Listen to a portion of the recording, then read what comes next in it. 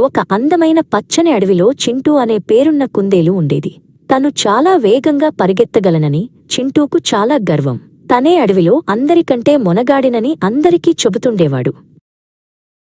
అదే అడవిలో ధీర అనే తాబేలు కూడా ఉండేది.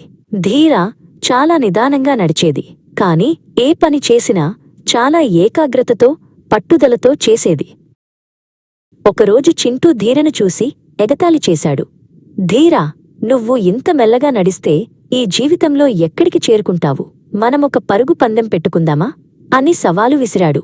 ధీర చిరునవ్వుతో సరేనంది. పందెం మొదలైంది. చింటూ గాలిలో బాణంలా దూసుకుపోయాడు. కేవలం కొన్ని క్షణాల్లోనే అతను అడవి మధ్యలోకి చేరుకున్నాడు. ధీర ఎక్కడా కనిపించినంత దూరం వెళ్ళిపోయాడు. ధీర మాత్రం అస్సలు భయపడలేదు.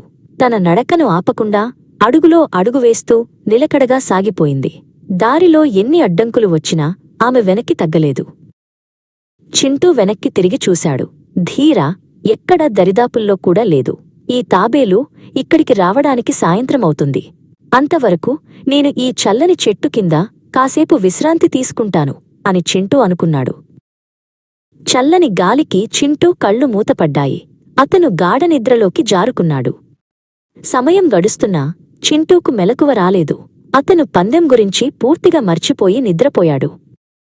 కొంతసేపటికి ధీర అక్కడికి చేరుకుంది. నిద్రపోతున్న చింటూను చూసింది.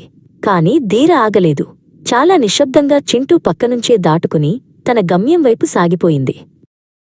సూర్యుడు అస్తమించే సమయానికి ధీర పందెం ముగిసే చోటుకి చేరుకుంది. అడవిలోని జంతువులన్నీ ధీరను చూసి చప్పట్లు కొట్టాయి. ధీర ఎట్టకేలకు పందెంలో గెలిచింది. చింటూ హఠాత్తుగా నిద్రలేచి పరుగున గమ్యానికి చేరుకున్నాడు.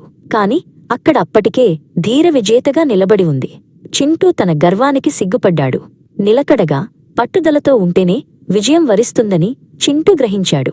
నీతి: సహనమే విజయానికి మార్గం.